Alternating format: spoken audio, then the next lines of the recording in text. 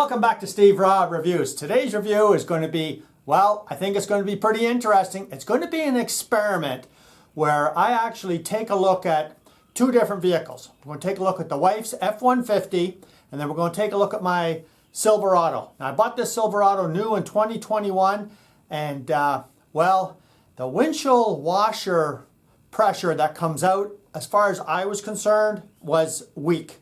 Now, I took it to the dealer at the time and I said, you know, this ain't right. I mean, this pump spray is like way too weak. I'm going to show you here in a minute. But,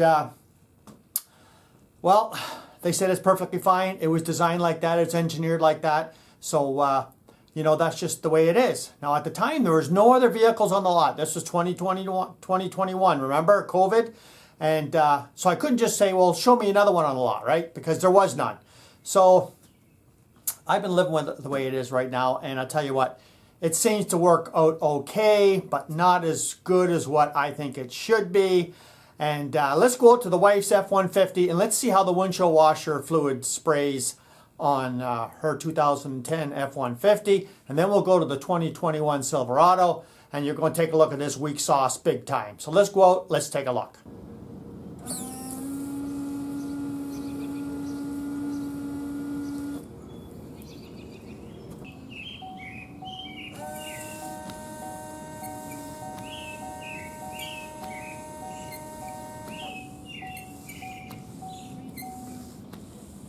Okay, so as you can see there, when I had the Ford on, well, the spray went right up on the windshield, right? That's the way I think it should be. I've owned plenty of vehicles, and they all perform like that. Now, take a look at the Silverado. It come up like this much. What use is that, right? Now, I will tell you something, though.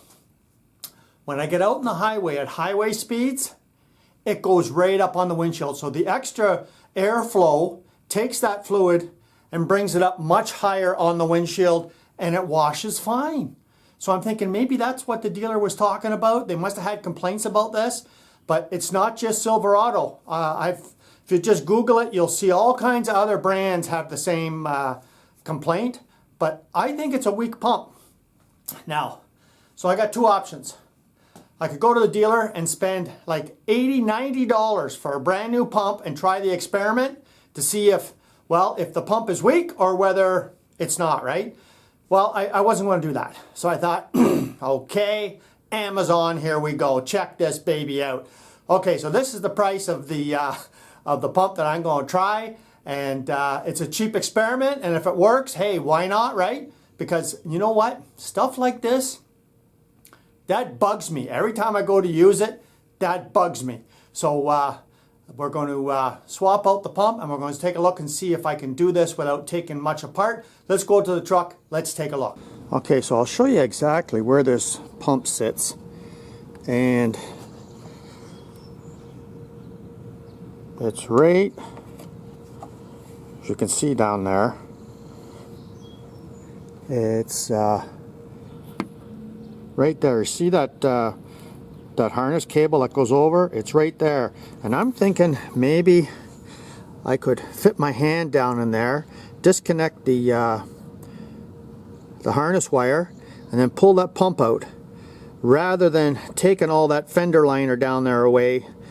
Now maybe I can just snipe that in there. I'm not too sure, but hopefully it's the right one, and we'll carry on. Okay, so as you can see over on my workbench there, I've got a jug, and I've got my Jiggler siphon hose, and that's why they call it the Jiggler. And the only thing I did for an improvement is I put a valve down on the end here, because sometimes, well, like this 3/4 inch hose, and a lot of volume comes out, and I find that it keeps the siphon better with a restrictor on the end. Plus, I can turn it off and on the flow anytime if I'm doing a lot of volume. So this is the hose. Let's go out. I'll demonstrate how I can reduce the amount of windshield washer fluid that I have in that tank, and then we'll get started. Okay, so this is how it works. You just jiggle it up and down a couple of times, and it's going to start siphoning on its own. And I guess I'll have to show you here. And there it is right there. So I'll make sure this is all the way down the bottom. And we'll siphon all this fluid out. And that should be it right there. Now that was pretty fast. Okay, so I took a look in the bottom of that jug there, and you see all them black spots, like the black plastic or something?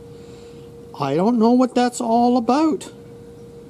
I wonder if this pump could have some stuff plugged in it. I'm not too sure.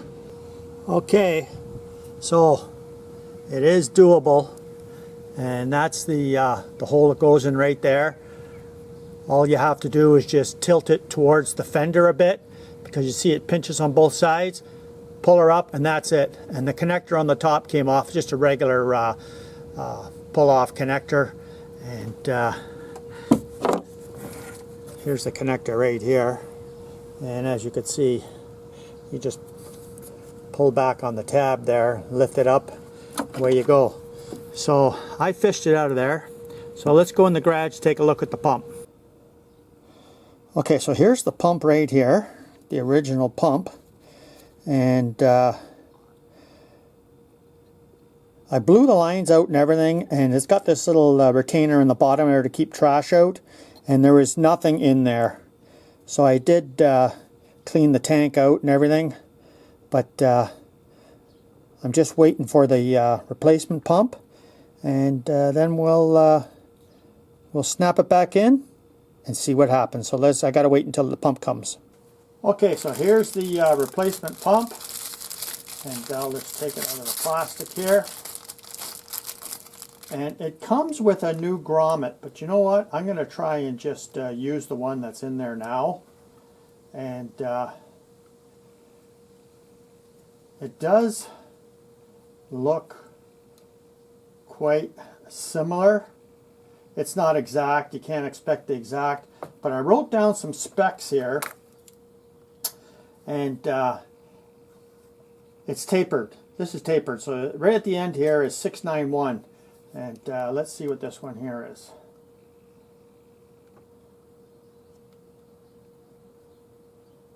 Well, it's a little bit larger, but that's fine.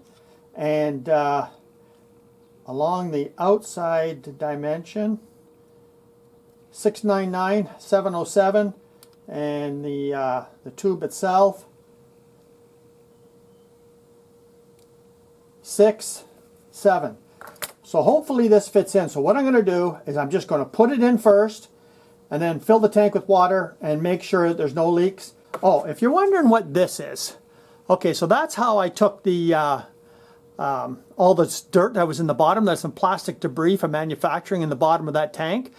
And I just made this years ago for a job just like this, where I just put my shop vac in there, and the multiplication of vacuum on the end here is incredible. I can pick up like a nickel or anything with this, no problem, and it just sucked all that dirt right out. So I'll bring you back when I got everything installed, and we're going to test this out. Okay, you ready? Let's give it a go.